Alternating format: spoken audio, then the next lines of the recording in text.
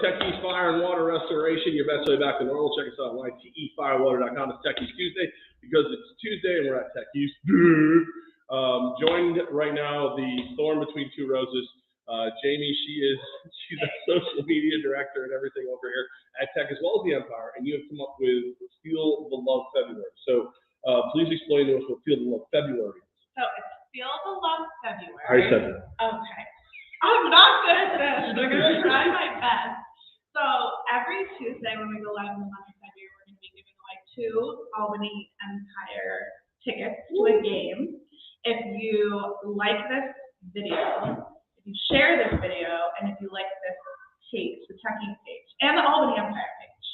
Okay. So if you already like those pages, call someone up right now, like a friend or a family member, and have them like the page. Well, okay, so new likes, and then we'll do something to take care of it. But we're also gonna. Do we talk about the gift card thing yet? Or no? Not yet. Not yet. We can talk about it. So next week, stay tuned because next week we're giving away a $100 gift card to the Hideaway. Saratoga Lake Golf Club. I work there. They're amazing. Their food's awesome. Grand reopening on the 8th. Correct. So February 8th, grand reopening. Every Tuesday this month, we're going to give away 2 tickets, and we'll go live on Friday and pick a winner. But next week, it's Valentine's Day, we're going to give away a $100 gift card. $100 gift card next week. Let's go. To the Hideaway. To the Hideaway. So all right. So feel the love of February is upon us, and the way we're showing our love is we're giving away tickets to the Empire. We're going to give away gift cards to the Hideaway. And that was your brainchild. So if it doesn't work for any reason, Jamie. It's going to work. All right. So, Jamie, you are always interesting for some conversations around here. So I've dubbed you Thirsty Jamie. Thirsty Jamie. Jamie likes the boys. Jamie's a big fan of the boys. She's on the dating apps and everything, and she's.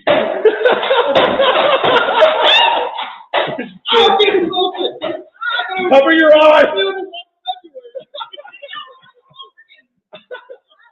So at Techies, one of the things we do to alleviate.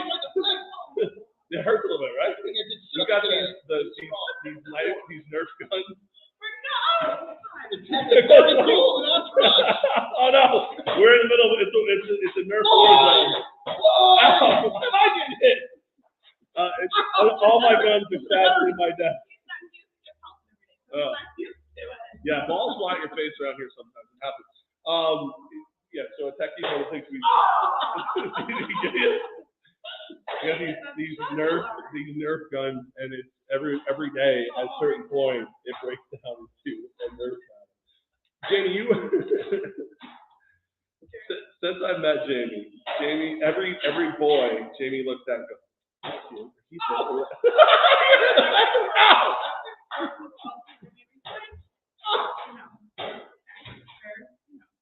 So you're on the dating apps as well. God wants to know what dating apps people are on. Don't ask me why the happily married guy wants to know what dating apps. Okay. Yeah, those things hurt. There's like 3. There's Tinder, there's Bumble, and there's Hinge. They all do. You're on all 3? No, I'm not. Bumble, so I have to message first. Right, so you match somebody, and then the guy can't message first. The girl has to message first. Correct. So what if I don't identify as a guy? Can I message first? We have to match first. Okay, all right. We have to match, so.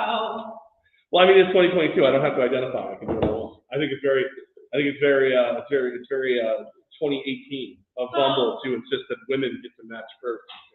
It's like I'm not used to these like witty openers. You know what I mean? You're not witty? I don't know what to say. So normally it's, hey there, killer. No, seriously, God. I'm not lying. She'll say, hey, killer, hey, handsome. Oh, hey, handsome. Oh, of course, hey, handsome. It's not an opener. Or my favorite, I really like them, is, hey, can I wear your hat? What if they're not wearing a hat? Then I don't say it. I pick another piece of clothing. Can I wear your sweatshirt, your hoodie?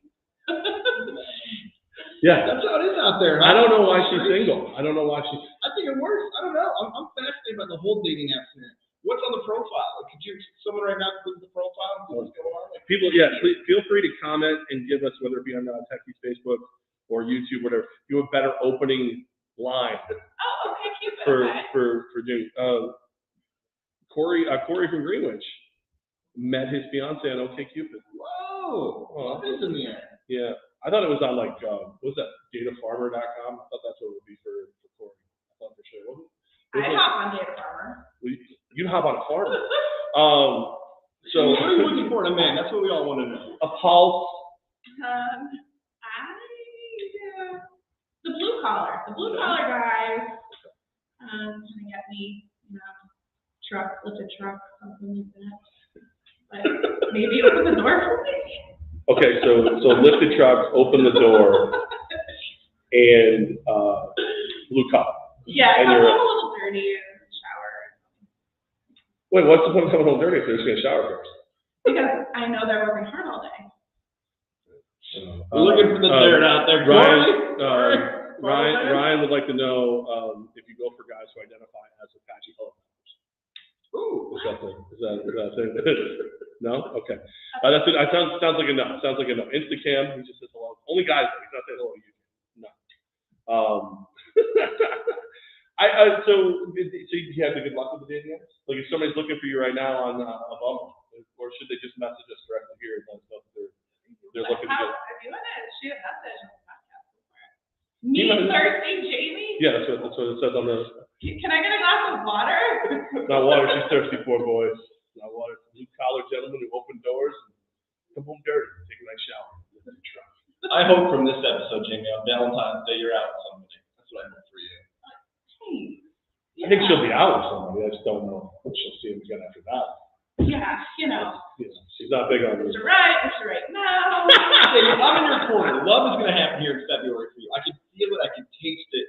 It's palpable. You taste love? I don't know if it's one of those balls that got shot at. You taste the balls in your face? That's weird. No, there's anything wrong with that. All right, so Feel Love February. Jamie's going to help us out with that. If you want to help out Jamie by feeling love, my parents will say we're losing viewers as we joke about Jamie not getting sex. No one ever said not. Okay, all right, boys. What's that? She messaged us both this morning and said, "Be festive, we're rather fake." Yeah. So this is how I feel. One person listened. This is how I feel. I appreciate it. He's not wearing that because he's being festive about Valentine's Day. He's wearing that in the morning because Tom Brady finally retired. That old jackass is gone. So that's why he wore it. That's why. Well, I figured you would like a team that had red colors. See, this is why it proves, Jamie, as much as we've known each other for probably almost 2 years. You think? Yeah, because you. Too long. Well, you don't pay attention. Red is a dead word for me when it comes to sports. The Red Sox, it's not. Yeah, like that's a dead color in my life. Yeah. So this is the thing. You don't listen. You're just busy on the date apps. So you know what? We used to work with a guy named Vinny, Traffic Guy Vinny, and people who listen to the show don't know Traffic Guy Vinny. Traffic Guy Vinny was famous for tenure, for just not even looking. Just right. Not even paying attention. Numbers game. It's going right. But hold on.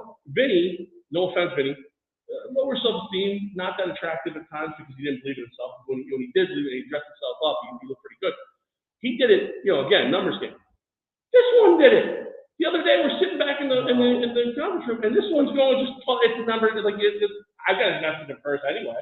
Jamie. I don't normally do that. I was trying to quickly get a match to show them. Oh crap! To her credit, she had 5 open. She had 5 matches right away. And then she just go. You do that. You just do it. You just go. When you're featured on the next CSI Albany, it's going to be because you just went right a bunch of times. That's what it is. The DMs are open. Is what you're saying. They're the dating apps for social media. Love can. What happened? You were all on love, and they said no. I feel like the DMs with private messages are going to be creepy from our wonderful people watching. Shoot your shot, I guess. There it is. All right, shoot your shot. Oh. It's so awkward. Just go out there and do that. It's such an awkward. Leave that as a gift in her DM. What do you mean? I've noticed that. Was on my relatives that we just said? She a brother? No, I don't have a lot of male relatives who are singles.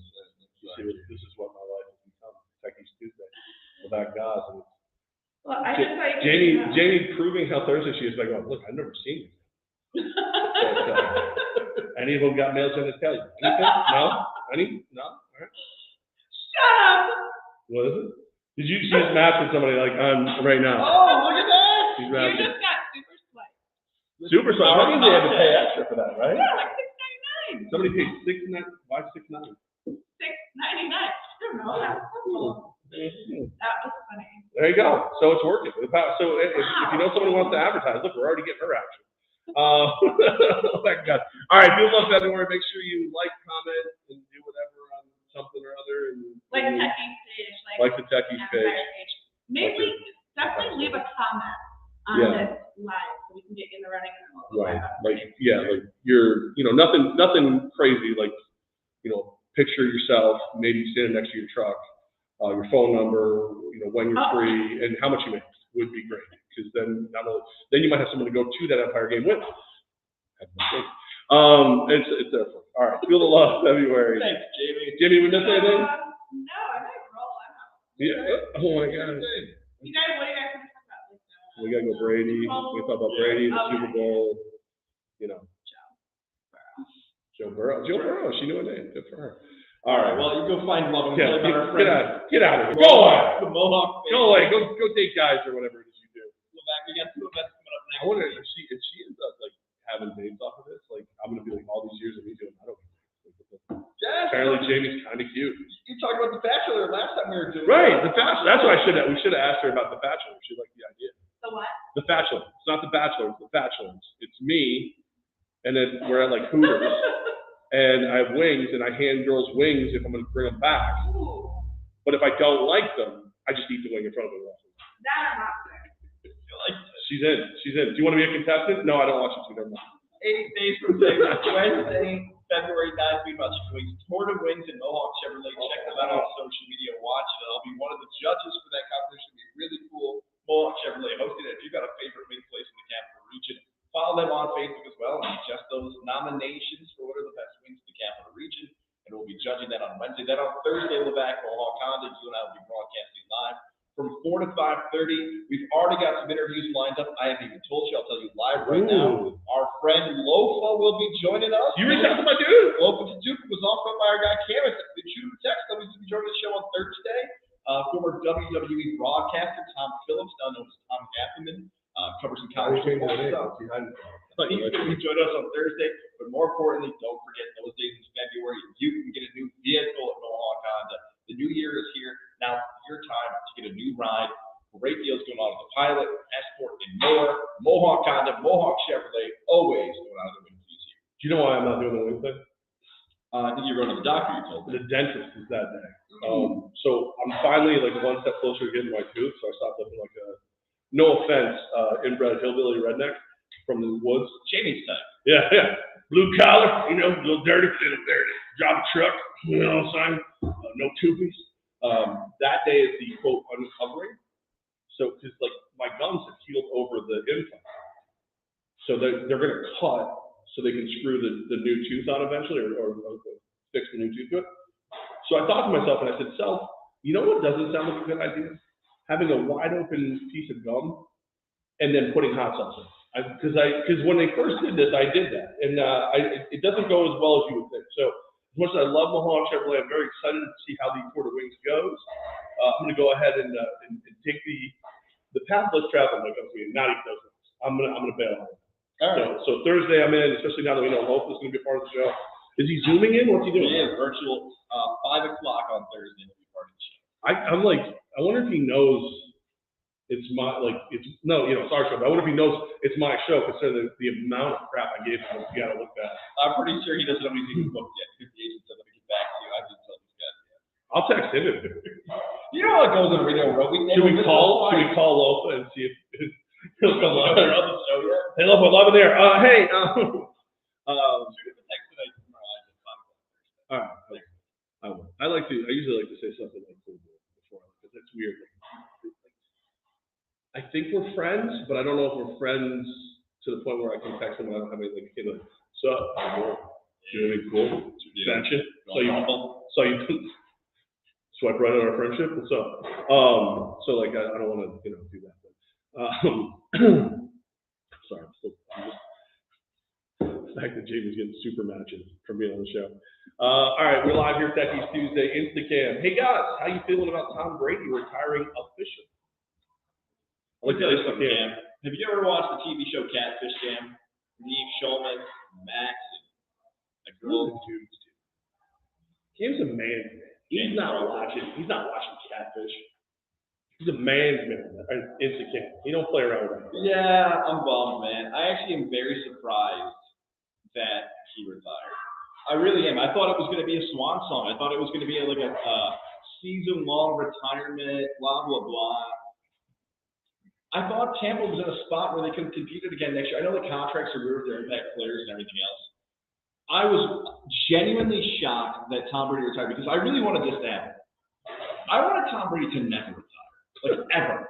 I wanted him to play till he was like 50, and then people like for the next 6 years be like, is Tom Brady a quarterback option 4, and then just insert any team who needs a quarterback. I never wanted him to end. Can't think about this. And you listening right now, like Tom Brady led the NFL this past year in yards and touchdowns. He wasn't falling off. He was unbelievable. So I am bummed about it. It's a huge blow to the franchise. I know we have the Buccaneers. It's a huge part of the reason why they won the second Super Bowl. But yeah, I'm bummed Tom Brady's retiring. And where's my Buccaneer gear? I'm bummed. Well, that's because you were told we were JB Scary. Corey is your official banner. Banner! I had a banner that was giving me shit. And it just fell. Corey, does Brady make the Bucs all-time Mount Rushmore? You don't have to put all-time. Mount Rushmore is all-time. It's a mountain that they carved with dynamite. People died doing it. You know, is Tom Brady one of your 4 all-time? I'm going to do this for you, Corey, you prick. All-time top 4 Buccaneers. Now you are 32, almost 33. Close. I was pretty close.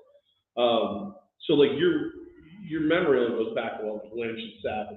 Yeah, I mean, like you're not going back to like Testaverde or anything. Even though Tom Brady won a Super Bowl, I would just off the top of my head go Leroy Selman's a Hall of Famer. He was like the first Buccaneer, so it'd be Leroy Selman, Derrick Brooks, Warren Sapp, John Lynch. So no Brady. I would say no to Brady. All right. Those guys are legendary careers for the Buccaneers. I left off probably Rondé Barber, who's I could go through a bunch of other guys on that list. Worked on for sure. All-stop. My favorite player of all time. The all-time greatest touchdown vulture in the history of fantasy football. That's right. For me, Mount Rushmore of Buccaneers is that mine? Well, that's why are you going on my desk? Well, why is she going on my desk? These people, they don't respect my privacy. No, my gun broke. Mine's broken. Yeah, broken. Here, yeah. See? Don't come in here. We're doing a show. Take your childish games elsewhere. You're all-time Buccaneer about Rushmore. Yeah.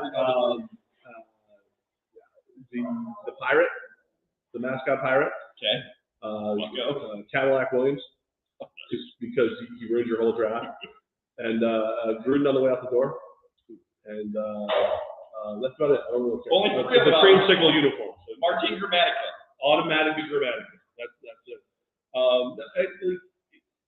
It is weird though, because even in the short stint of being with the Buccaneers, that's probably the most successful 2-year stint they've ever had. Even though you had that great defense and you won a Super Bowl before, like to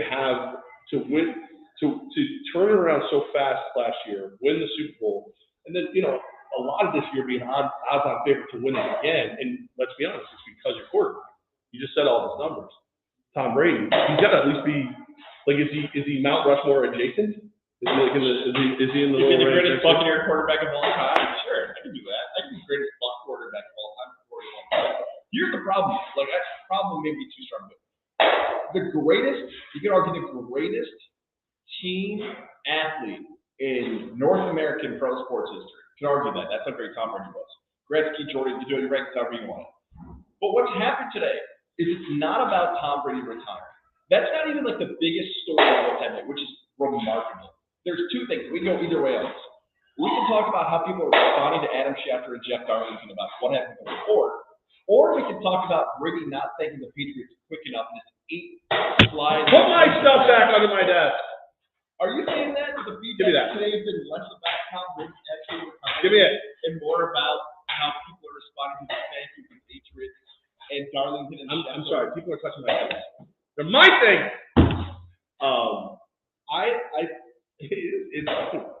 I think the one reason it's funny to me that like people are freaking out about Brady retiring because he's 45, right? 44, 45. I know he's about my age. It's like I can't believe this 45-year-old is retiring from football. Really? You can't? That's crazy. Actually hit the now he's trying to hit the camera. Now he's trying to hit the camera. 45-year-old. I need to hire 2 people right now. I need somebody to go around and pick up all these nerf balls, and I need a Denmark. I need somebody to babysit freaking food here because half my guys are out right now. Fixing houses. He's so happy. He's so happy. And the other half are shooting. Give me my gunner. Why were you under my desk? Hold on. All right. While this is happening, I'd just like to remind everybody that we will be live in the Hooters this upcoming Friday from 4 to 6:30. Just assume Levack's rendered on Jason. We will be live in Hooters 4 to 6:30 this Friday. Do not forget that Hooters, you can have that as your spot for the Super Bowl for to-go orders this Super Bowl Sunday. Join us 4:30 to 6. Always great beer specials and food specials going on at Hooters. And don't forget, Super Bowl Sunday, your spot is Hooters. Trust me, I talked yesterday to our guy Dan. Chicken wing prices are through the roof right now, but luckily Hooters is not like that. Prices are reasonable, and those are the things you want to have this Super Bowl Sunday. If you're looking for wings, Hooters is your spot. Give me a call. Write this down on your phone. 518-438-9300. 518-438-9300. Hooters makes you happy. So this is my new gun. We were talking about Adam Schefter, Jeff Darlington, and not thanking the Patriots. Let's start with this one about the Patriots. You've always been a leader of Patriot Nation. Are you feeling good that the Brady did his thank the Patriots quick enough this long social media? That's the funniest part. Like he left. He actually left. Everyone should go from. No, you're done. You should not be taking my stuff. Don't touch my stuff. He thanked the Patriots 2 years ago when he left, right? Belichick had the post, all that stuff. Yeah, it's always my favorite thing. Like we've reached a level of just softness as a world. You didn't. I know you thanked me. I know you did all the things you're supposed to do. You didn't do it the way I wanted. So you're a bad person now. Listen, I'm glad he's retired because now I don't have to hate him anymore. I can remember as a Michigan quarterback. That's it. Mentally, nothing happened after Michigan for Brady. That's it. That's the end of it. So I can't believe people really care. I'm like shocked. I should not be shocked in 2022 that people get upset about the dumb stuff. Do Patriot fans really feel that mad and pissed off that Brady didn't thank him in his Instagram post? That Boston radio was on fire. Boston fans on social media were going crazy and podcasts and everything else. Tom Brady didn't thank us. How disrespectful. He didn't say thanks to Belichick and crap. Who cares? I love He got 6 Super Bowls. You're mad about an Instagram post? You got that. You fixed the webcast, right?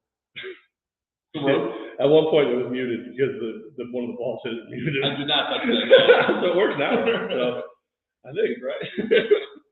Oh my God. Yeah, it's so stupid. And it really like you you started by talking about everybody mad at Schefter and Darlington. Well, they were right. Like I literally saw a post where a guy wrote like how terrible they were and how Schefter should apologize and let this be a warning to media. Well, and then they when it came out that they were right all the time, it doesn't matter. It's when they said it. They had multiple sources. They proved it. They were right. Like they were right the whole time. So get off their asses. Like that's the kind of stuff I just can't. Like everyone's the biggest problem with social media. I've always said this. I've said this the whole time we've been friends. Is now everybody who has a shitty opinion that shouldn't be able to verbalize it has a forum to verbalize it. And I keep trying to remind myself that seeing something on social media and letting it make you angry is the same as seeing dog shit on the sidewalk inside the city. I keep forgetting that though and letting it anger me. It's ridiculous. Like these people are just absurd. They want to be mad about everything. Like the whole world of people yelling, "Get off my lawn!" But they're sitting over the park. It's just ridiculous. Schefter was right. Darlington was right. Good work, guys. And Brady's gone. I'm totally with you. I love that take. One of my favorite ones about your social media take.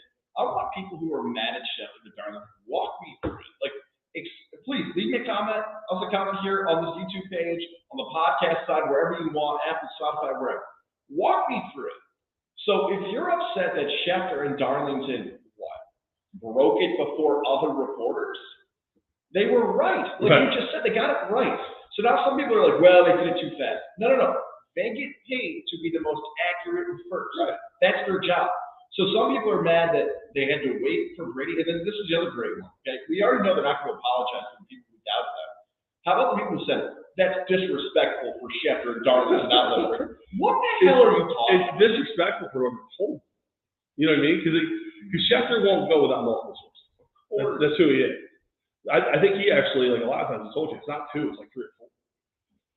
So he had at least 2 sources. So at least 2 people told him Brady was retired. So people in the inner circle, the TB12 inner circle, told him, and then he got it. That's his job. If he knew about it and didn't go with it, he's hosed. Yes. ESPN would kill him. That's why I may once in a while get lucky and break some news, but I'm not a journalist because I don't want to. Like there's a lot of stuff I hear in advance, and I'm like, doesn't benefit anybody for me to tell you right now. Let Roger Wyland get the scoop. Let Leanna Bonavita get the scoop. As long as it works and it's the best for all people involved. And then I'll just say something cute, funny, and turn into a poop joke hours later. Like it's just this is what Schefter does. This is his job. He's a robot who breaks stories. Yes, and that's it. Like people want to, especially in 2022 now, people want to doubt everybody, act like they have sources. Let's use examples in our career because I think there's something to this, especially Tom Brady, the biggest story. There really wasn't an indication following that Rams game that he was going to retire besides age and just easy speculation. I know there was a little leak before the game. Jason Lockenford, president at CBS, he had a story out late Sunday night, early Monday morning that this was rumored out there. But let's go with stories that you and I broke, right? You had a lot of Empire stuff in 2020. Which works, you know. Funny how that worked out. Yeah, I think you remember you actually on the air talked about Vegas becoming the home of the Raiders. Yeah, that was the one that I broke, and I was allowed. Yeah, I got permission. People actually for years thought I was a Raider because I was the first one to break that. I had one about Scott Schaefer for the Syracuse football team getting fired, and put that on social media, a lot of people pushed back. But that's it right there. Like that's the team return is the pushback. Yeah. That when you face it from fans, or I think the pushback is more from the source. Like that's what happens here. You forgot the one that really got us started with crowd. It was Cremo. Oh my God. Joe Cremo story. Tell the Cremo story. I've never done this before. That started. Oh man. Crap. No, the sound is still coming through. Oh, I get it. I understand. Thank you. The Cremo story is what really that. All right, let me make sure this is fixed. So we can be a weird little sound change now. Thanks, Ryan. Ryan McCarthy. He's like saving the day. Yeah. Apparently, somehow we hit something and put all the audio through that mic again. I wouldn't say us. I would say the I said we, the Tech East people. Whatever. No. Listen, I tell you, these guys bust ass. They work really hard. So when they play, sometimes Nerf balls will knock your sound off. So I'm trying to remember the exact way it worked. I don't want to implement. All right. The person who found out that Joe Cremo was going to transfer out of Albany had told Roger Wyland that and Chris Honorado at the time that they could have the scoop. That same person then called us and told us the same story, told us we had to wait to a certain time. We waited, we hit it. When we hit it, I posted it on our website for the station, and Wyland and Honorado lost their minds because apparently they didn't go as early as they had told the person they were going to, and they were pissed off that I was the one who posted it on the website and didn't credit them. And because again, I didn't hear from them. So it turned out to be a lot of stuff that they didn't know. So when I went in and told them the exact situation, they both went, "Oh, okay, whatever." But there was a good 24, 48 hours where they wanted nothing to do with us at all. And it was like, and again, it was all, they're journalists. They wanted the scoop because that's what they do, and they were doing it right. They waited until they were told to go. Sadly, they waited about 25 minutes longer than they were supposed to, and then we got it. Yeah, and it's a little bit even more awkward because that story we're talking about with Joe is that we're all on the same team because we all work for 104.5 Right. the team. Man, I finally said their name on the air, right? Like, gasp, right? Like, we all were on the same team at that point, so they had the mindset. You want me to put on the bad microphone again? Right. When you say it? Okay. They had the mindset of, hey, we're all on the same team. Why are you guys trying to scoop us? We're on the same team, which is fine, and it's totally true. But I'm glad you cleared that up, and I'm glad we talked about that finally because, yeah, it was just the same source called both of us and said, here's what's going to happen. And the source thought he did it, like, again, that's all. Told Roger and Chris they could have it first. Told them when to go. They were not around here at the time, so they didn't hear it. Thought they went, and then told us. That's it. And said, you got to hold it for like 15 more minutes. So in 15 minutes, I wrote it up for the site because everything was digital. And so I was like, I want to get that win and, make people leave me alone. And then it was people who worked really well together and liked each other were arguing over who was going to get a scoop. Now imagine if you're Adam Schefter. Like, everybody wants Schefter scoop. Everybody wants these guys to do it. If he's got it and he goes, he's right. That's it. I understand that Brady wanted to do it today, so it was free and clear from the AFC NFC Championship games. Almost 2 weeks away from the Super Bowl, he wanted to do it in a certain way. Well, tighten your ranks, brother. Tighten your ranks because somebody leaked, and if somebody leaks, Schefter's got to go. Leak and go. 100%. That's his job. That's exactly it. Do your job. That's all. I will say though, now that Brady is gone, you don't know who your quarterback's going to be next year. It's true. Maybe it's Mariota. You want Marcus Mariota? Kyle Trask, second rounder from Florida. Yeah. Sat behind Brady for a year. You want Pickett in his tiny hands? No. Are you ready to admit that tiny hands are bad for the NFL? Are you finally ready to admit that now that Jared Goff's been exiled to Detroit? You know what? I want to get to that. You set me up so well for the golf and LA thing. I want to get to that, but before we talk about the conference championship games at the Super Bowl, I got some big news. Just in time for the Super Bowl. DraftKings Sportsbook, an official sports betting partner of the Super Bowl 56, is officially live right here in New York State with mobile sports betting. That means you can place a bet no matter where you are, like Glenville, like Techies, Levack can hop on his phone, like Schenectady, Glens Falls, wherever you may be. DraftKings Sportsbook is with you. It's an exciting time to be a sports fan, and DraftKings is making it even easier. That exciting special offer. Check this out.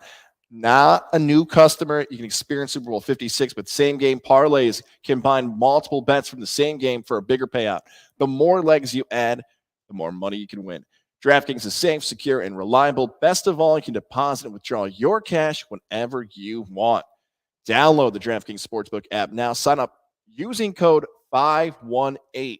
Bet just $5 and win $280 in free bets if your team wins. That's 56-1 odds using code 518. This week at DraftKings Sportsbook, an official sports betting partner of Super Bowl 56. Eligibility restrictions apply. See DraftKings.com/sportsbook for full details. Must be 21 and over and physically present in New York. Gambling problem? Call 877-8-HOPE-NY or text HOPE-NY 467-369. Missed the same game parlay for the Knicks last night by half a point. Ugh. It was like 212.5 or whatever, and they scored like 212. Oh, that's painful. That one hurt. That one stung a little bit. You mentioned Jared Goff and his tiny fingers. For whatever reason, when you said that, I thought Jared was here. I'm like, I don't know if he has tiny fingers. Brain, yes, terribly tiny.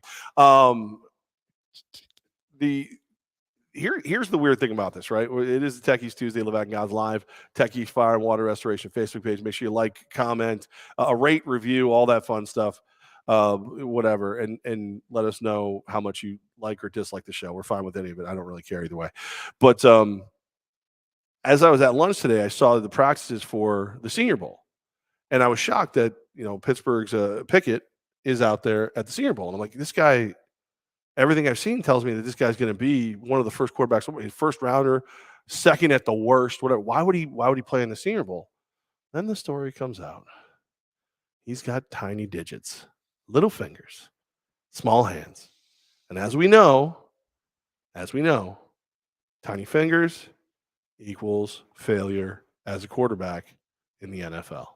It's a known thing. I mean, listen, the Rams get to the Super Bowl based on the running game with Todd Gurley.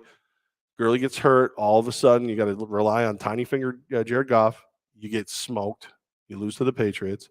You exile him to Detroit. You're going back to the Super Bowl with Matthew Stafford, who has man hands. I wish I was making this story up, but there's a report. Matthew Collar from Purple Insider, our guy, formerly of Buffalo, reports that Kenny Pickett will no longer let his hands be measured because of the numbers that came out. He's claiming he has a double jointed thumb, and that's what's throwing off the measurements. That is a true story. Mm-hmm. Sure it is. Here's the deal. Would you want Pickett to be your quarterback? You need a quarterback in Tampa. Yours just retired. In this year's draft class, no, it is not worth trading up to get Kenny Pickett. Nice if player, he's sitting there, let's say he's sitting there when you guys pick, what do you guys, 29, 30, whatever the hell it is, would you pick him? Would you take him? No. Why? I think I'd just go with Kyle Trask. And why? This year's probably going to be a wash for Tampa. They're going to stink. Why? They had a nice run. Why wouldn't you go with him? Somebody else is going to pay higher for him, and it's not worth being in that. If he's sitting there when you're picking, would you take him? Nah. Why? 24 years old. Oh, you're trying to say small hands. I see what you're doing. I see what you're doing. I see it. It took a little longer than I thought. Truth will set you free. Just like a tiny little hand. The money you're going to save on glove material might be worth it, my friend. He's got tiny hands. I thought he would be a great quarterback for the Raiders one day, but no.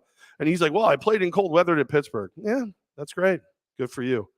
Not on my watch, buddy. Not on my watch. I just imagine. By the way, I wonder if his watch just falls off his hand because his hands are so tiny. There's a story. It was Sean McVay, Andrew Whitworth, Jay Glazer, and Matthew Stafford, all by chance, were at the same vacation resort last year. Now I imagine that before they made the trade, that McVay and Stafford were just going like this with their hands, right? Like, I don't know. He's got to come right there. Now, and that's the difference. They're in the Super Bowl. Can you imagine McVay? McVay's sitting across and everything. Everybody's sitting across, and there's Stafford. He's got his hands wrapped around a drink. I'm like, oh my God, his ring finger touches his palm on the other side of that can. Oh my, Billy! And then like they trade for him like instantly. Give up all the first rounders. It's wild to think about Jared Goff and what's happened with the Rams post, because you and I have had a lot of conversations about Goff and Wentz, because that's when we first started back in 2016 together. And I remember you had said that, is it fair at this point to have Wentz better than Goff in 2016 because Wentz was playing and Goff wasn't? So it's like, yeah, of course I try to argue against you and say, we haven't seen Goff yet and his tiny hands and everything else. Yeah. But I remember telling you that McVay hates Goff. Yep. Hates him. Yep. Now, that felt a lot harder to argue when they gave him a monster contract and made him seem like he was the future of the franchise, but then dealt him away. But it's hard now to say that the Rams are not going to the Super Bowl because of the difference between Stafford and Goff. The Rams had to come back in games. The Rams had to be explosive. The Rams beat the 49ers and ended that 6-game losing streak against them. Jared Goff, Sean McVay, Kyle Shanahan not being able to keep fourth quarter leads. That's the reason why the Rams are going. And maybe Odell Beckham. I mean, look how much better Cooper Kupp is this year. Cooper Kupp's awesome. Yep. A Giant fan doesn't want to hear it. Odell Beckham Jr. has been great for the Rams. Yep. Mm-hmm. That's been the difference. And, and those two Hall of Famers on the other end, Aaron Donald and Von Miller, doesn't hurt either. I mean, whatever. But it's going to come down to the human-sized hands, man hands versus baby hands. No baby fingers. So Pickett, whoever ends up drafting him, good luck. Hope you got a solid running game. Play some defense. What about Joe Burrow versus Patrick Mahomes' hands? Is that the difference in the AFC title game? One of the greatest comebacks in AFC title game history with Cincinnati? I don't know if it was. I honestly think it had a lot to do with the great night's sleep that Burrow probably had. He probably called Dr. Fred Dreer in the Integrated Sleep Center in Boston Spa, 518-885-6185. Said, hey, I snore a little bit, because not just fat people snore. A lot of people snore. I have a large palate. My soft palate, very large. Take that for what it's worth, ladies. And that's why I snore. So my airway gets closed up because of that. So I got a little mouthpiece, not a mask. Keeps my bottom jaw forward just enough. Keeps the airway open. Snoring is reduced. Sleeping great, probably just like Joe Burrow. And now I feel so much better. And it's all because I called Dr. Fred Dreer in the Integrative Sleep Center in Boston Spa. 518-885-6185. 518-885-6185. Dr. Fred Dreer, Integrative Sleep Center in Boston Spa. Helping me sleep better. Help you sleep better too. Woke up early this morning. Beat the alarm by 45 minutes. Normally, that would piss me off. But I was wide awake because I slept great next to my mouthpiece, easy to clean, travel with, no hoses, no wires. Awesome. Doc Fredrier, Integrative Sleep Center, 518-885-6185. Help me sleep better, help you sleep better too. Joe Burrow's a damn good player. And I think at some point you got to look at Zach Taylor over there and be like, dude, he called a hell of a game. Called a hell of a game. If you had given me 17 to 21 picks for the Super Bowl this year, I don't know that I would have got to them. And that's considering the fact that there's only 16 AFC teams. I still don't know that I would have picked them. Like I would have taken probably, if we're being real, and I go, all right, I think the Chiefs are in. All right, I think the Bills are in. All right, I would probably get down to 12. I'd be close. I mean, like I wouldn't get to 16 because I wouldn't think the Jets or anything. But representing the AFC, I would have listed at least 10 teams before I listed the Bengals. You could have put the Bengals as the 14th team because of how much success the Steelers, even though Steelers are playing Kansas City, as a franchise's history, Pittsburgh had been far more successful than Cincinnati. And if you flip it over to the other end, the Eagles had been more successful more recently than Cincinnati. You could put them at 14. They were playing your Raiders. So I totally get it. You probably thought of all the teams, they were the least likely to get there. In the AFC, I would have put the Jets below them. Jets beat them, by the way, did the season. Yeah. But I mean, I would put the Jets below them because of the turmoil. There wouldn't be a lot of teams I put behind them. We knew they didn't have an offensive line. That was the thing. We knew it. They're winning in spite of the fact their offensive line plays like doo-doo. They're winning in spite of it. Great receiving core. Joe Mixon is a solid back, but Joe Burrow is got ice in his veins, and he plays amazing football. The biggest concern for him was he's a little slighter. Like he's not a big dude. Can he take the abuse? 9 sacks for 68 yards when you got trounced but still beat Tennessee, and you're getting hit every single game. You're still out there handling business. Only got sacked one time. I mean, the line did step up for Kansas City. They did not look good. They did not play the way they probably should have. But he's getting hit and he keeps going. So that question's out the door too. Joe Burrow, hell of a quarterback, man. Yeah, let me do what Pardon the Interruption did with Wilbon and Kornheiser. Start doing an old classic sports radio move here. Did the Bengals win the game or did the Chiefs lose the game? Yes. And setting it up like that, this feels like to me the Bengals won that game because of Joe Burrow's play, because the offensive line doing enough. The defense is the story of this game. I know Burrow and Mixon and Chase and everybody else are going to get the headlines, but let's talk about what the Bengal defense did. First 3 drives, Kansas City goes down the field, touchdown. And I might have texted you and Boston Dan this. This is over. Yep. It's 21-3 second quarter. I'm putting bubble guppies on. I'll catch you in 6:30. Let's let Rex watch this thing. I'm good with this. But I'm like, you know what? Let's see what Burrow can do. Let's see if they can come back and start making plays. The defense stepped up and had turnovers on Mahomes. And whatever defensive scheme, whoever came up with the idea of, I got an idea. Andy Reid and the Chiefs don't want to run the football. Let's put 3 down linemen. We'll put 8 guys into coverage and just confuse the hell out of Mahomes. Yep. He'll have nowhere idea where to throw the football. We'll rush 3. Hendrickson, 91's healthy enough. We'll let him go after Mahomes, and they won't know what to do. And that worked. Completely shut down Mahomes. And by the way, totally different strategy than what the Bucs did in the Super Bowl. Right, The Bucs just set him and pressured him. Bengals didn't pressure Mahomes. They had all day in the pocket to run around. They just had nowhere to throw because Cincinnati tossed it back there, and it worked out perfect. I like Burrow ran a little bit too. I like that He's he an ran athlete. Twice he ran for first downs. Well, yeah, 5 carries, 25 yards, an 11-yard run. I like the game plan. I like the way they're doing things. I'm not sure I'm going to take them over the Rams, but I did not think they would be in this game. I thought that he would get hit early, often, and it wouldn't matter what the Chiefs did because the Bengals offense runs through Joe Burrow. T. Higgins, 103 yards. Jamar Chase, they kept him to 54, but he still had a touchdown. He had a 22-yard reception. How about Samari Piron with 43 yards receiving and a touchdown? Like Tyler Boyd, 4 catches for 19 yards. Like the only problem I have on like a fantasy level with this team is 2 of the 3 are going to go off almost every game of that big 3 receivers. Higgins, Chase, Boyd, Chase, Higgins, Boyd. Yeah, which one? Who's going to get left out in certain games? That's what it comes down to. This offense is so much fun to watch.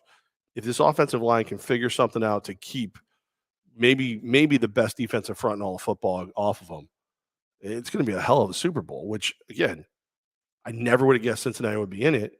now I never would have guessed that I want to see it.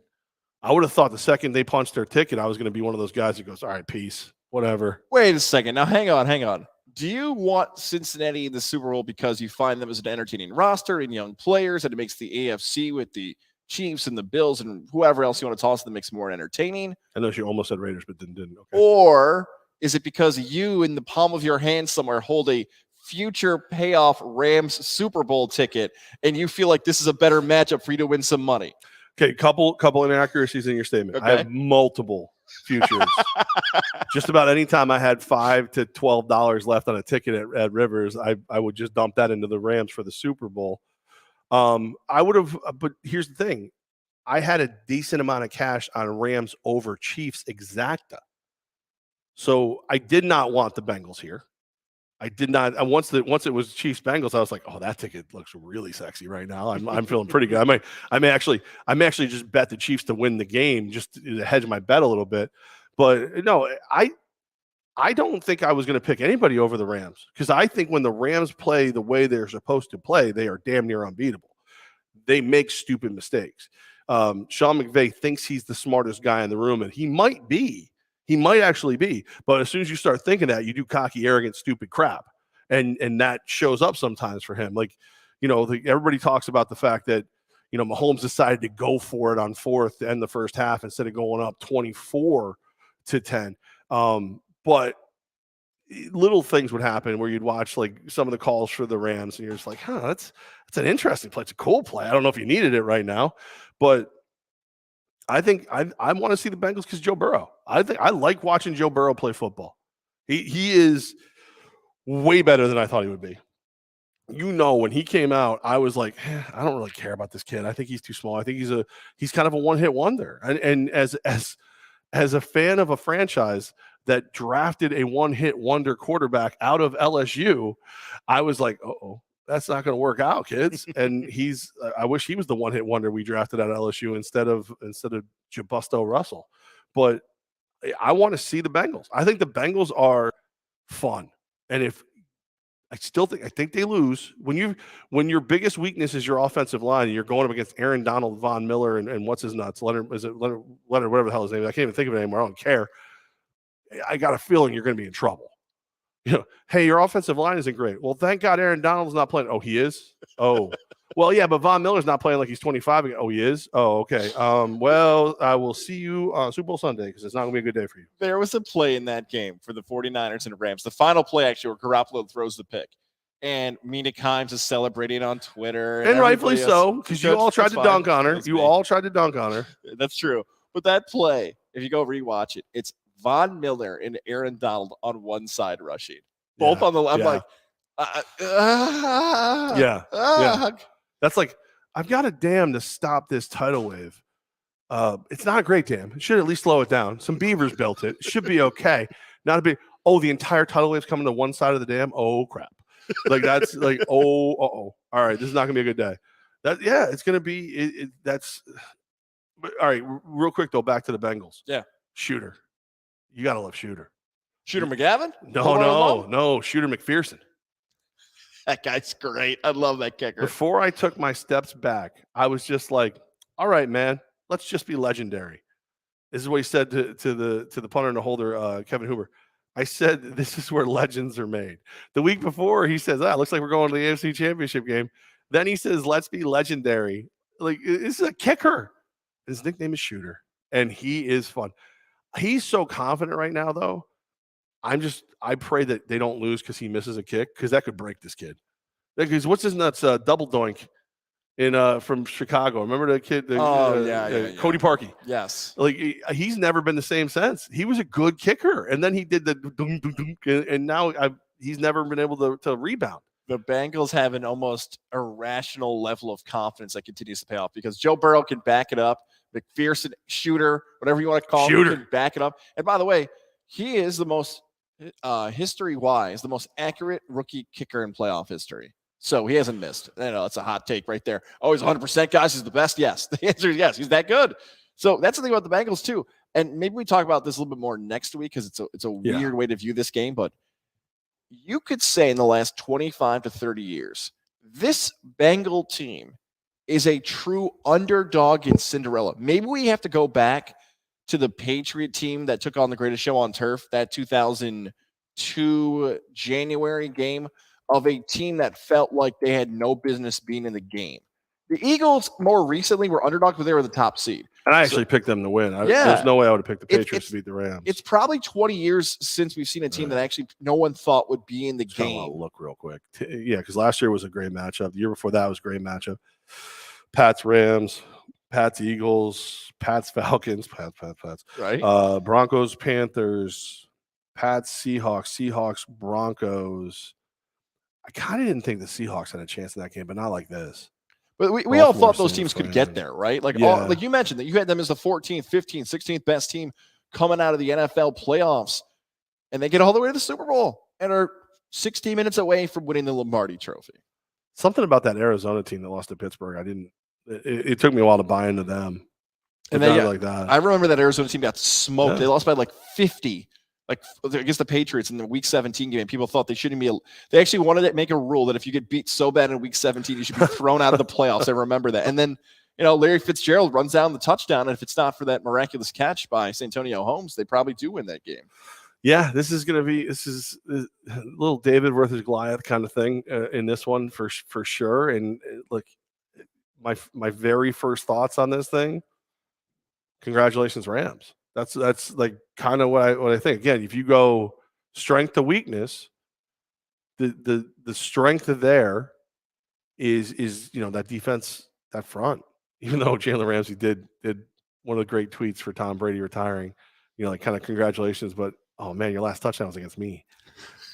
Like I love that. That's a great tweet. I think that front is frightening, and I think Matt Stafford is playing the way we always hoped he would if you were a fan of him coming out of Georgia, but he had to toil away in Detroit for as long as he did. Like every reason outside of skill to root for somebody, you got to root for Stafford. What he went through in Detroit for all those years, people actually starting to think he wasn't good. Now, he gets here and it's like, beginning of the year, he was one of the best, if not the best quarterback. Fell off for a little bit. Playoffs, he's been phenomenal. And he's made the throws, every throw you've needed to make. And it's, McVay looks smarter. Because you were the one who said it, even though it's never been 100% confirmed, no reason to disbelieve you now. McVay never wanted Goff. He took Goff because he knew it was the only way he was getting the Rams. And then he built a team that could win without him. And now he gets the guy he wants, so old big man hand Stafford, and look where we are. So how weird is it, though, that in, 54 Super Bowls, home team has never won, and now we could have back-to-back years where the host team wins the Super Bowl. Like that would just be insane. In 2 years in a row to have it happen. I'm excited about the game, even though I didn't think I would be, because of Burrow, Shooter, the Rams. For me, the biggest villain in this game is Eli Apple. I cannot stand Eli Apple anymore. Eli Apple in that game had an opportunity to pick off Mahomes and he dropped it. I'm like, oh no, New York sports fan can't have Odell Beckham Jr. and Eli Apple. Oh no, they're both in the Super Bowl. They're both biggest villains for the Giants. How history might review some of those stories involving those two. But look, Eli Apple is playing okay, but he's not playing as well as he says he is.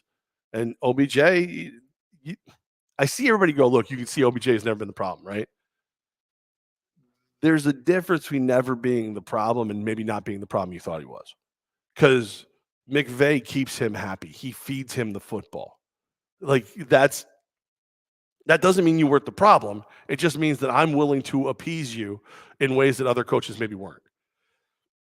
It'll be interesting to see how it all goes down. I'm very excited. I didn't think I was going to be excited about it. Once I saw the Bengals and everything, I was like, please don't give me the Bengals. And then as the playoffs have gone on, I shouldn't say, I wanted to see the Bengals play every game except for this one coming up. If the Raiders could have beat them, great. But once the Raiders didn't beat them, I love watching Joe Burrow play. I was excited. Then I was like, I can't. They're going to get smoked. They don't belong in the Super Bowl. Now I think they're going to give you a game. I think it's good. I honestly, initial thoughts, 3/4 of solid football, and the Rams beat them up in the fourth quarter. Almost like a prize fight. I got a week and a half to make my pick, and we'll see Well, I'll decide then. Maybe I'll sneak a little bit at Hooters and maybe a little bit at Mohawk Honda and maybe a little bit next week. I'll be sprinkling around my picks. Historically, Radio Row week, I change my pick every day. So it's true. And then I end up Stugatz is strong in us. Right. And then I end up with what I want to do. Like, what sucks this year is we won't be on Radio Row, so I can't get a mascot to pick. I can't get cheerleaders to do it. The Eagles year, I got the Eagles cheerleaders to say they were going to win the Super Bowl, and that was my pick. That was fun. I've had Patriot Pat pick for me before and stuff like that. I'm going to have to find – maybe I'll get Mac and Jack to pick for me this year. I haven't seen them in a while. They're not in 2 big bags in my office, I swear. Oh, no, Mac, Jack. Teach you guys not to listen to me. I put air holes. They're fine. No, but you're excited for the Super Bowl, right? Pumped up. Cannot wait. We got such cool things coming up here on Levack and Goz, Godzilla Media across the board for Super Bowl week. Some of our favorite guests are going to be stopping by. Make sure you continue to follow this YouTube channel, Tech East as well. A lot of cool stuff coming over the next weeks. Although we will not be in Los Angeles, we're going to do our best to bring you the people you've liked the most over the last few years with us here on the show. We might be in LA, Lower Albany. We could probably work that out. It'll be fine. It is Levack and Goz. We're live here. It's a Tech East Tuesday. I want to tell you about my good friend Cindy Martin. Yeah, I was going to say, speaking about stuff going on this week. Oh man, that's the thing is if we did want to move, that's our hookup. Like you love your house. You have a very nice house, very very nice house. The child in it, little unruly, but like you understand how important it is to have a great realtor. That's where Cindy Martin, part of the Jen Karam team over at Howard Hanna Realty. That's what she is. She's there to help with buying, selling. This time of year with it being cold, the weather's not great as far as just wanting to leave your house. If somebody's out shopping for a house, they're in. They're serious. They want to buy. So this is the time, if you've been thinking about selling your house, to reach out to Cindy Martin and get it done right, because that's what she does. She works locally. She works globally. She'll help you work with realtors in other markets to sell an old house or to buy a new one. She does that because she takes care of her people. Cynthia Martin at howardhanna.com. Cynthia Martin at howardhanna.com. 518-932-5558. 518-932-5558 is her number. And we like to harken back to the first time we met Cindy, because she's become more than just, a realtor that we happen to work with once in a while. She's a big sports fan of the Capital Region, so we see her all the time. She's become a friend. She's an actual friend. And one of the things that's awesome about that is if it wasn't for the Siena College Pink Zone game, we never would have met her. We were doing a live broadcast for the old radio station, and it was really, really cool because Two Life, the organization that works with Siena for the Pink Zone game, said, we want you to meet Cindy. She's a survivor. And, in walks, beautiful, lovely woman, sits down. She's shy, man. She's scared. She doesn't want a microphone. If you ever seen her at an Empire or Firewolves game, you'd never believe she's shy, but she was shy. And took about 30 seconds of just having a conversation with her for her to become her. And man, she is a great person and she is awesome. And she has supported and fought for the Pink game all the time. And it's almost here. February 3rd, what, Thursday? This Thursday, Siena Saints women host Monmouth, 7:00 at the UHY Center, Siena College campus. This is going to be an amazing game. Pink out for breast cancer. It supports Two Life, which is a great organization. It's the 21st year for the Pink Zone fundraiser celebration. It is going to be just this amazing just moment of not just, great basketball, but a chance to help fight cancer. They're going to feature 15 survivor/honorees at this year's celebration. Get your game tickets now. It's going to be played again, the UHY Center this Thursday, Siena campus, broadcast live on ESPN Plus. Watch that later. Go see it live, and then maybe see if you made your way onto the UHY campus ESPN Plus thing. I mean, it's going to be great. Wear your pink. Support the fight against breast cancer, and of course, tickets are available through the Two Life website. That's www.tolife.org, or call the office, 518-439-5975, 439-5975.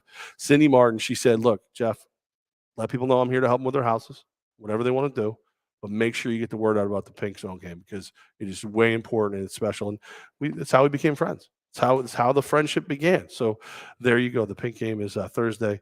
Get your tickets. Again, 518-439-5975 or tolife.org. Some coaches hired, brother. Yeah, some coaches hired. Josh McDaniels. I don't think you and I have talked about this. Have we heard about the rumors, but the official, and then Dolph Ziggler, their GM, I believe. David. David Ziegler. He's close. Dirk Diggler. Well, I mean, that guy's a dick. Big one. Was that his name in Boogie Nights? Yeah. Okay, I got it right. Yeah. All right. I went back and forth, but I love the hire for the same reason I like what the Giants have done. When you bring in guys who work together, you know that they want to be together. Like, how easy would it be for Ziegler to go, hey, listen, I understand Josh is a great candidate, whatever. I don't want him. You know what I mean? Like, I don't want him. Or Shane to go, I don't want Brian Daboll. I don't want him. He's not right. He's not the right guy for this job. I'm staking my general manager career on a guy I've worked with before. That means he thinks he's the right guy for the job. So I like that, especially when you look at the Bills. When you got Brandon Beane and you got Sean McDermott at the same time, they came up with a plan together to build this organization up and to do it right. And now they're a team that, they're a player or two away from going to the AFC Championship game. They, 13 seconds actually, and a coin toss. But you like what they're doing. I would trade the way the Raiders have been built over the last, even Gruden, to be built the way the Bills are built. I think Giants fan would trade to be built the way the Bills are built. So I like that we're bringing in a GM and a head coach who have worked together and obviously see things at least enough alike they wanted to continue to work together. Like it. Very excited to see how it all comes together. Really love that the story about McDaniels when he saw Mark Davis. Did you hear this one? I did not. Have you heard this one? Have you heard this one? Davis said, quote, we met in the hallway as we were passing before the interview process was going to start. I said, hey, and introduced myself and everything. He looked me in the eye, this McDaniel to Mark Davis, and said, there's one thing. It was a fumble. So Raider Nation, if you're worried, he's already come over to the dark side. He admitted the tuck rule was a fumble all along. He knew that was what needed to be said. He cleaned up the biggest issue I had. Josh McDaniels, friend of the show, Josh McDaniels. Welcome to Raider Nation. Your dear friend. And for those who don't know from the podcast, I think we told this off the air to we went out to lunch with somebody the other day and told that story. Yeah. You enjoyed your conversation with him. Now he won me over. He definitely won me over. How did you not post that on social? Welcome my fellow Raider coach Josh McDaniels. You and him together. You gotta get that on social for people who might have missed that. I don't know that we did anything. I don't know. I don't think the only thing we did was the actual post on the website. Oh, I thought I might have a picture for you. I'll send it to you. Because I don't have it. Maybe we want. I'll send it to you. Yeah, I know we posted on the one website. I don't know if I have, I don't know if I have if it's on my phone, I have permission to use it. Yeah, that's absolutely. Well, no, I just don't know if I feel like it. But back to the McDaniels thing. This is going to sound bizarre. This is actually a compliment. Maybe you won't take it as this, but aren't you more confident now in Josh McDaniels as a head coach because he had Mac Jones as a quarterback than when he had Tom Brady? And let me explain that.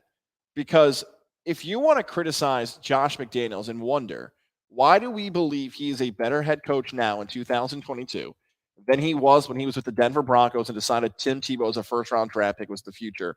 And Elway, and however you want to go back and remember that, some would believe that Elway never wanted Tebow, but McDaniels did because he was winning games, and that's what matters in the NFL. How do we believe he's a better quarterback, or I should say a better coach now 10 years later? Maybe because of Mac Jones. Because Mac Jones was good for most of the season, the offensive rookie of the year, before Jamar Chase blew up and everybody was great. But we can look back and say, I feel as if a young quarterback developing for the Raiders or a different scheme, not the greatest player of all time, shows to me how much better of a coach you can be than having the best athlete and basically benefiting from his greatness. Does that make sense? Yeah. The Mac Jones thing helps. It definitely helps. Jimmy Garoppolo helps. Obviously, Brady, you got to learn a lot with him.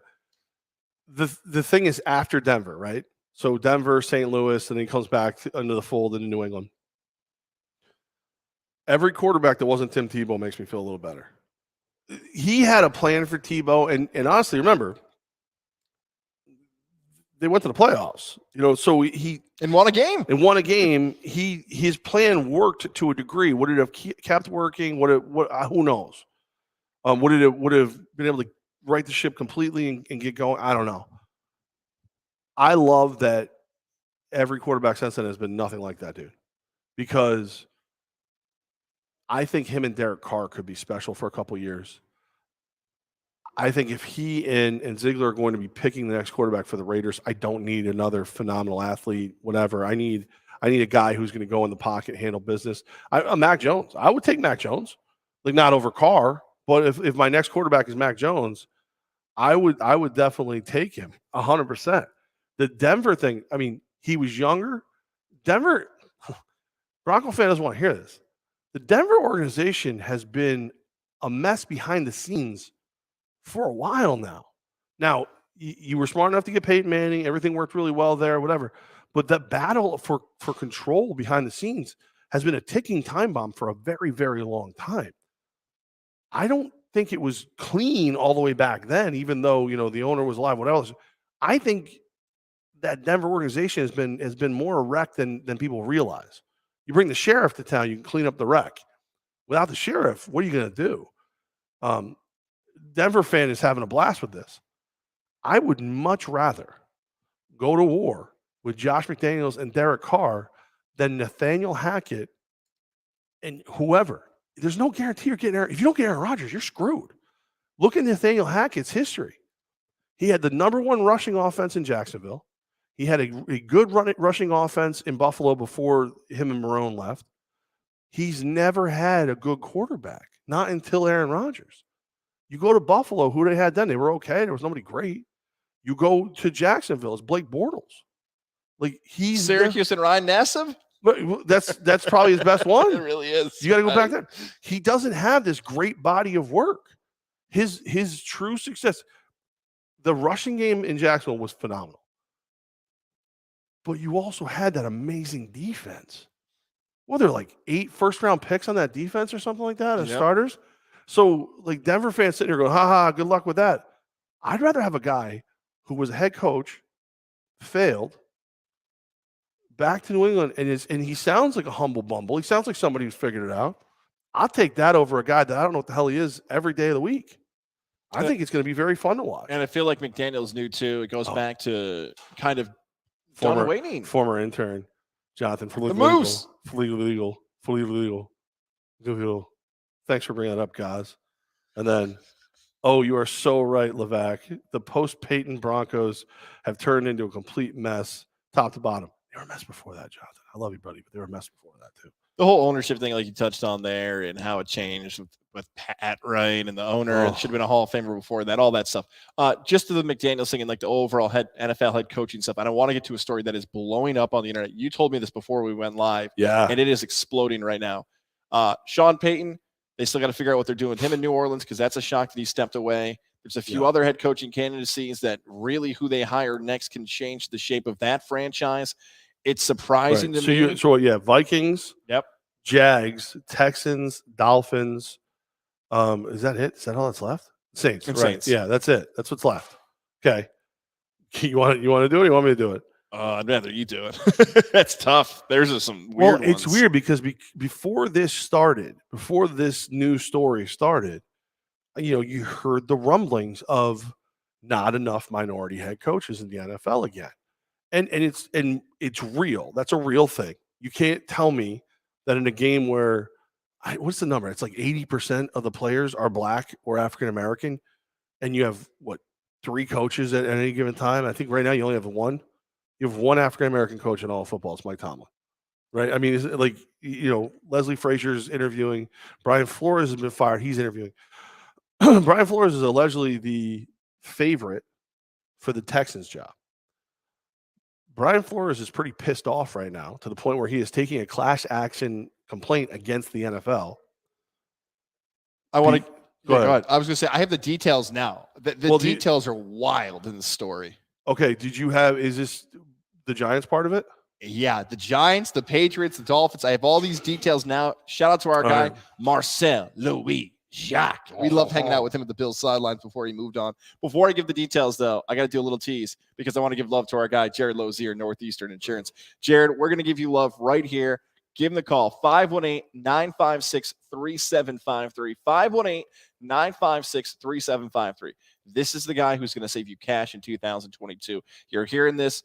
It's February. You're wondering where you can save a few dollars here and there throughout the year. This is something simple you can do.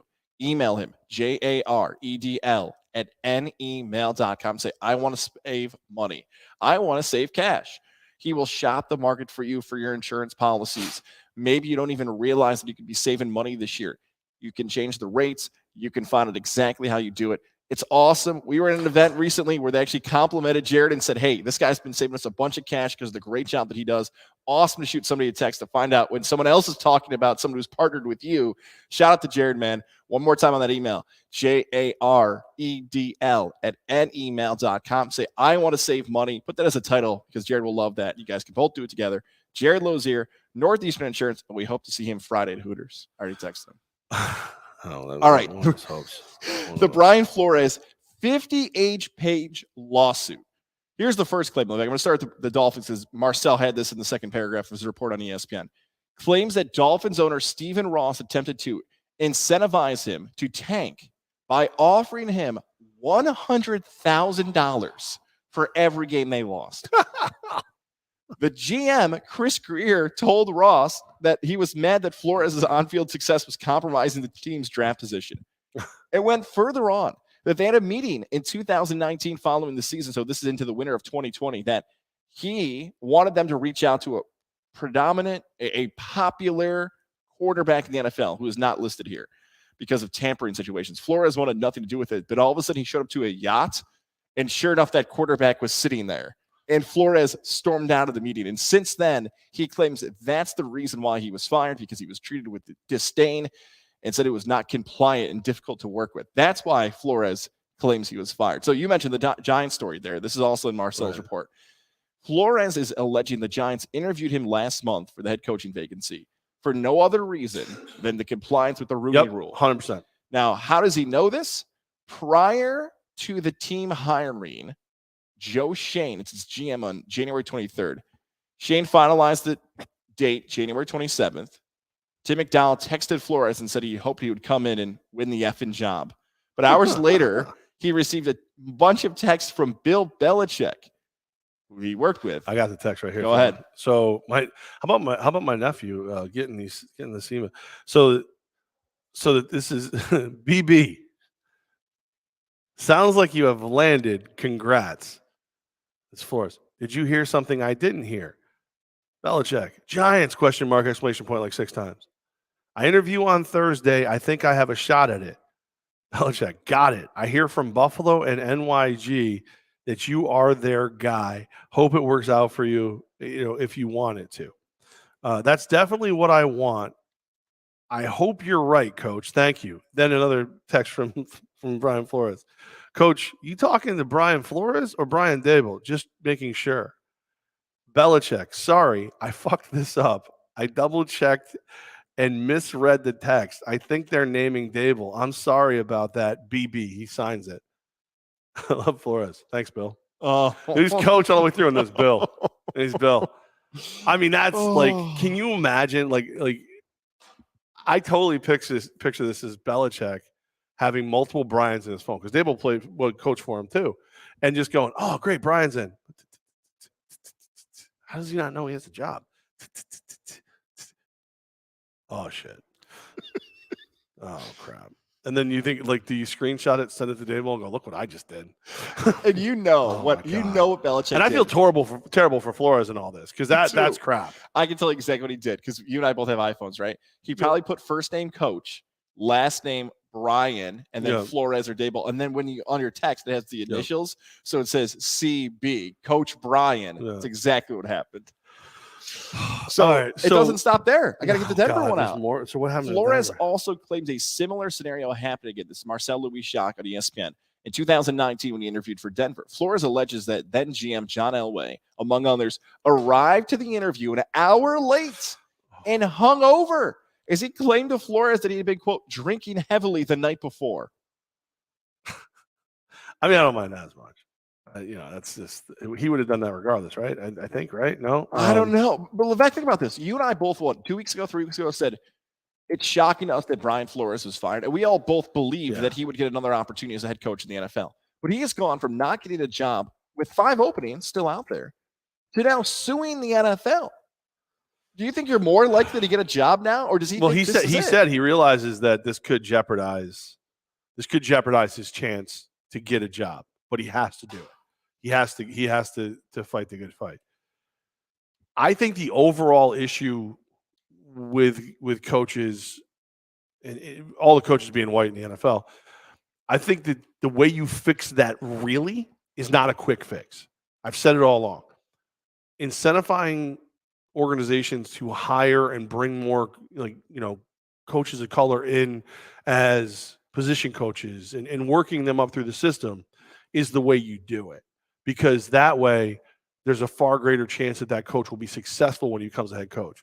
Forcing teams to interview people of color just because it makes you look better is not the way to do it. You're going to get guys like Tomlin who come in, blow the interview out of the water, and then are extremely successful. But you're going to get Raheem Morris, who did a good interview and then wasn't successful because he wasn't ready. You're going to get it. And that happens regardless. But if you want long-term sustainable success, you're not going to look pretty in the front. You got to do it right. That all being said, this is freaking wrong. Brian Flores is a hell of a coach. Brian Flores should have been treated with respect and given the opportunity to take a head coaching job. If you thought you wanted Brian Daboll all along as the Giants, if you thought you wanted Josh McDaniels all along as the Raiders, okay, fine. But don't hire a guy or offer a guy the job before you even talk to Brian Flores. Don't tell him not to come in. Be like, hey, we're going to pay the fine. It's not right to make you. We'd love to interview you just so your name stays out there. We think it'd be good for everybody, but there's a really good chance we're going with him. Be respectful to the guy. He's a freaking professional. By the way, he kicked your ass plenty of times too. All these teams, right? This is such a terrible. Short term, the league looks better if a guy like Brian Flores is out there coaching. Yes, and I'm team Brian Flores on this. I love that in 2022 that when someone has the truth on their side and can back it up, they have a platform, a voice to express what really happened. So I'll leave that there if you want to listen. Ryan McCarthy. Hey, Levack just did a show on Saturday hungover. Why is it a shocker that Elway would be allegedly hungover for a job interview? Listen, the joke's on you, Ryan. I do lots of shows hungover. I was just hungover enough that I had to say it on Saturday. I guess his point would be it was disrespectful. He knew he wasn't taking it seriously. He wasn't. Elway was not taking the interview seriously. That's right. Sham. It's man. This is such a. If you're Houston and you were thinking about hiring Flores anyway, do you still do it, or do you back away? Is he toxic now? Boy. I think the NFL, here's a bizarre thing, right? If you're getting sued by someone and they might become an employee I think let's do this with you, right? You work for the Albany Empire. I do. If somebody said they were going to sue the Albany Empire, if somebody said they were going to sue the NAL, yes, and you're considering hiring them for the Empire and they may not drop their lawsuit, would you feel more likely or less likely to hire that person? To be perfectly honest with you, I would probably hire if they were the right person. I'd probably hire them anyway. Okay. But there's two reasons I do that. Right. One, I like working with Commissioner Siegfried and Steve Chatola and all the guys in the league office.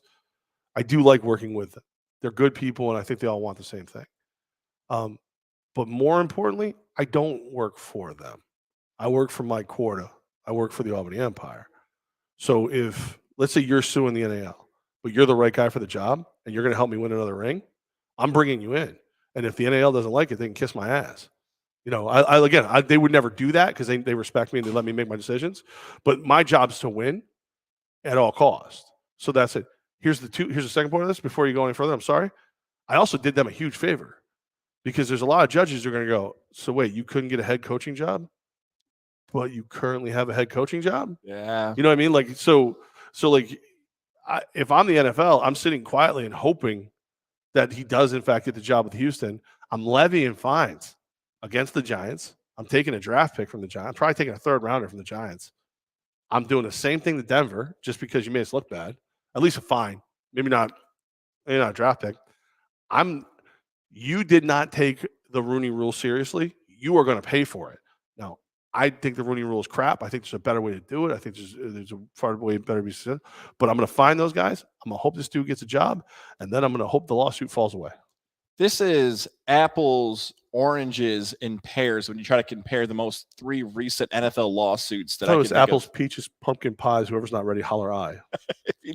I think so, I mate. think that's Between this one, Kaepernick and Gruden, right? We can't compare any of the three because Kaepernick was on-field ability, which is really subjective. Gruden's details of that are thousands of pages, and I'm glad I don't have to figure that out. This one seems cut and dry for now until what? 2 days, a week, when the Brian Flores smear campaign starts. And that's why I don't think he's going to get a job, because we've seen this happen when people battle publicly, whether the truth is on one person's side or not, that what's going to happen over the next 48 to 72 hours, the story's going to get leaked that Brian Flores is a jerk and this isn't true and blah, blah, blah. So because of those stories, then NFL teams can likely say, we didn't hire him because of the controversy around him. So that's what I feel like is going to happen, well, unfortunately. I honestly think there's going to be a lot of organizations that we're going to look at the personality, whether you should or you shouldn't, right? Like, is Brian Flores' gruff personality going to play in Vegas? Is it going to play, at MetLife? It's part of it. It shouldn't be the entire thing. Again, how do I win? How do I get it? How do I add to my trophy case? And if he's the guy who can do that for me, that should be that. The rest of the questions should kind of fall away. Now, barring criminal activity or some crap, you know what I mean? But the fact that it's fairly obvious that they're not taking him seriously. They're not. And now his record with Miami is not as good as you would think it is based on people freaking out. But what he brought to that team and the way that team played, I thought he deserved all the respect in the freaking world. You pair him together with the right GM who's going to bring him the talent that he needs to run his system. I think he's a winner. And I think he turns Houston around. I think he adds legitimacy to the Houston Texans overnight. I'm rooting for him, no matter what happens, whether he wins the lawsuit, whether he gets another head coaching job. I am rooting for Brian Flores. I hope it all goes well. I want to give a shout out to one of our pals, though. Well, I want to say this, though. Yeah. We were rooting for him before all of this. For sure. So now it's like I was rooting for him as a talented coach. Now we're rooting for him as a human because it's bullshit that he's not employed and he's not being taken seriously. John Stone Supply in Troy. Have you seen the post on Facebook? I don't know how I feel about the post. So on one hand, I feel like I should get a piece of every sale. On the other hand, when the cease and desist order comes, I want to be left out of it. Can I receive some kind of payback for being a big part of coming up with this campaign without being a part of the cease and desist when it comes? That is a question for Tom over at John Stone Supply in Troy. 518-272-5922. Or George, whoever it might be who decides whether or not that's going to go down. For those who don't know what Levack is talking about, head over to Facebook, John Stone Supply in Troy, and check out what they're offering now. Not only are the Goodman furnaces being offered, they've always had great deals, but now 2% off if you say it's a John Goodman furnace. That's right. 2% off if you say it's a John Goodman furnace, and you heard it from Levack and Goz. We've already got our old pal Matt Woods, formerly of still with Over the Bar podcast, says he needs a new furnace. No, you just wish it was formerly. That's right. And so does everybody who's ever watched it. The furnaces are now in stock and selling 2% off if you say John Goodman Furnace at Johnstone Supply. Well, that God sent you. That's right. Facebook, head over there and ask some more questions there, or to 6th Avenue in Troy, where they will help you find out whatever else you need. Competitive prices on winter projects if you need those, and whatever else you need in your home to make sure it's up to date and ready to go. Or if you just want to ask Tom with his wonderful flow. Baby on the way this month, by the way. Tom, didn't he just have a baby? He's got another one coming this month. Shout out to Tom and his wife, Jamie. Shout out to those guys. Baby on the way this month. Can they get cable or something? Stop with all the bedroom activity, Tom. Holy crap. You know what? That's how he found out how good the John Goodman furnaces were. No furnace, no heat in the house. Now he's like, no more kids. I can't afford college for 3. We can get this good furnace in here, keep the house warm. That's what it is. That's how he figured it out. Here's what I hope. I hope him and his wonderful wife are in bed right now listening to the replay of this podcast. I was going to say, it's not even 6. And then tomorrow she goes into labor and someone orders a John Goodman furnace. Do you want to Can the kid's name be John, middle name Goodman? John Stone Supply, right? No, I want the John Goodman now. That'd be hysterical. Are you going to make a pregnant woman wait? Are you going to really wait for her before you buy a furnace? How do you feel about yourself? How dare you? She's going to be sitting there giving birth to her child, and you're not even going to buy the furnace? John Stone Supply in Troy, 2% off. Is he still mad? He still hates me. I don't think he hates you. He for does. what? Because his Titans suck ass, and they lost, and he was mad at me about it. He misplaced his anger. I spit on You my guys can computer. talk about that via text. He misplaced his anger. I have a story about Joe Theismann. Have you seen this? Joe Theismann went on the Damon Amendola show. Shout out to the DA show, and might have leaked what's coming tomorrow. Uh-oh. Joe Theismann went on the show and was asked about the new name for the Washington football team and said this. That's right. It's Groundhog Day tomorrow. That's right. I think the Commanders is a name that's going to be hopefully one people talk about moving forward. There were so many different options. Once again, it's trademark infringement. It's getting approval from different people. If you choose a name, is there a group out there that's not going to like it? There are so many different things that you have to consider. He basically went on and said that, like, it's going to be Wednesday. They're going to be called the Washington Commanders. Yeah. Now, people tracked it down and they found out Commanders is with some website now that basically stops people from buying that name. So the signs are all pointing to that. What do you make of the accidental leak by Joe Theismann to Damon Amendola? When you said accidental leak, I thought it was he was pissing his pants. And that would be way cooler. Because if all the cool kids piss their pants. He's Miles Davis. I think it's hysterical. I think he probably didn't realize he was doing it. Whatever. I mean, this is what happens though. Like this is, you got to keep your circle tight. You know what I mean? Like, listen, Joe, we're gonna tell you who we're gonna be. Okay, tomorrow, right before we go, we'll let you be part of the announcement. You got to know, you know, Joey T likes to get his name out there, likes to be in the press, likes to do a little talking. Somebody was like, all right, we can tell Theismann, right? I mean, he's a legend. He broke his legs for us. Like, he's gonna be great. Theismann walks out of the room. It's amazing. Can't wait to talk about the Commanders. Damon Amendola. Hey, Joey T, what's up? Hey, did you hear about the Commanders? Dun dun. Did you think he might have thought it was going to air Wednesday? Because sometimes you tape an interview and it airs later because he was so flippant and so like open about the name.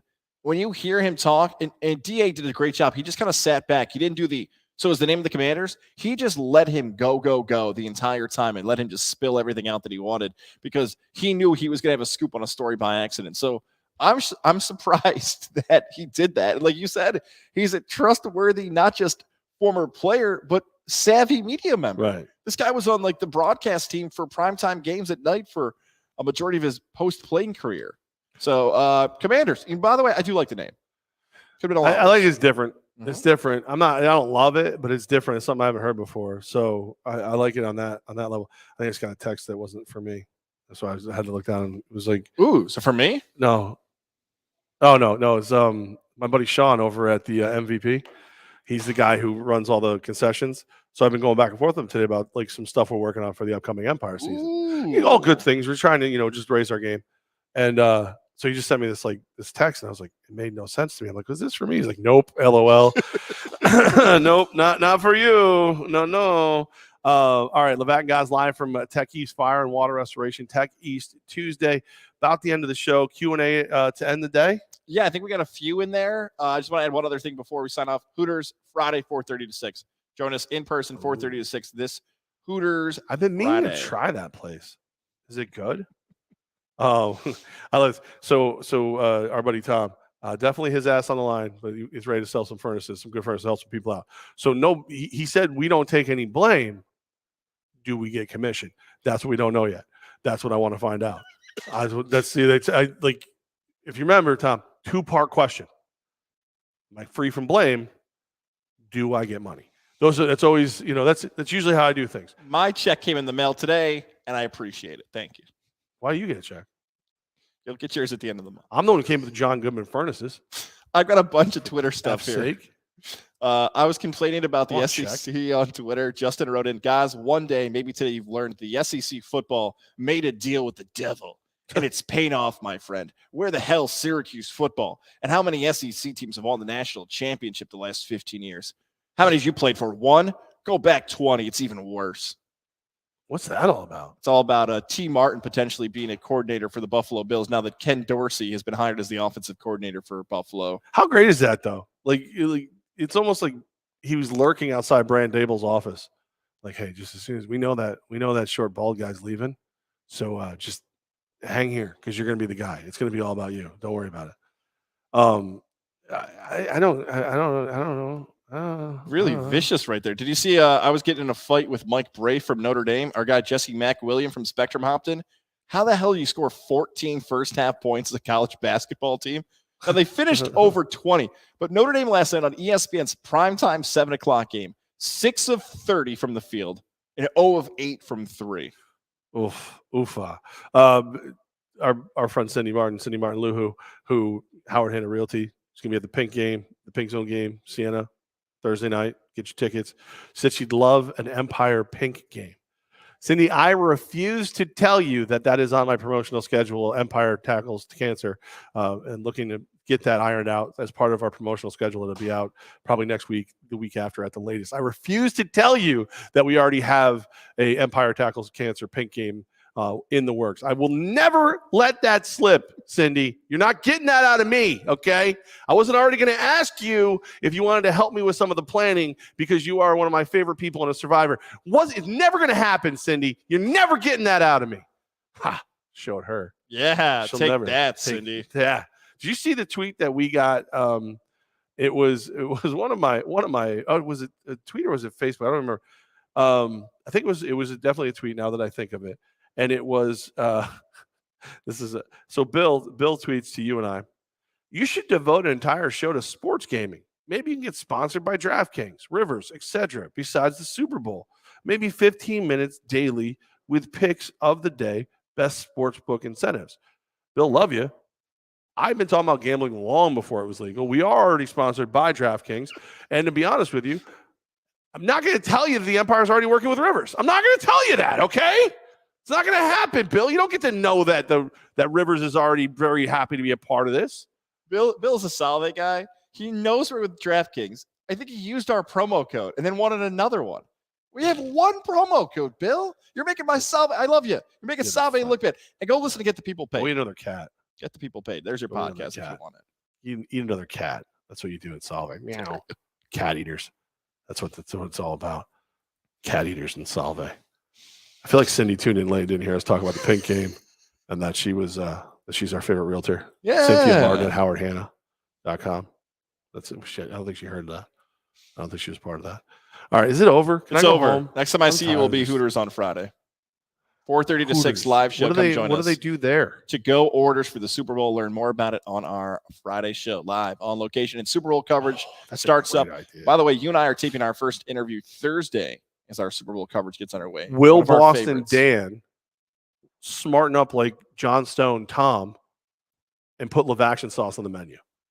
Put Levack sauce on the menu. The people have waited for it. They're ready for it. They want some Levack sauce. Get it done. McDonald's is doing these, add your freaking hash brown to your meal thing. Mix the sauces appropriately at Hooters. Levack sauce. Do it for the people. For the people. All the people. Especially us fat people, because it's really, really good. I'm just going to keep talking because God's uncomfortable. He keeps trying to say goodbye. I keep looking around wondering who's going to pick these up, and it's not me. Oh, no. So last time we had to wait until Mike's daughter had a day off from school, and Mike paid her $5 to pick up all the Nerf balls all over the building. What ultimately happens at some point tomorrow, Mike, myself, and our general manager, Jeremy, will have snow shovels, and we'll shovel up all the Nerf balls, look at each other and be like, let's not do this again for a while. And then about 15 seconds later, someone will shoot someone, and they're all over the place again. I can only imagine somebody comes in here like, man, thank you so much at Tech East. You guys came in. You got me back to normal. Fire cleaned out. Construction crew, Chuck and the crew came through.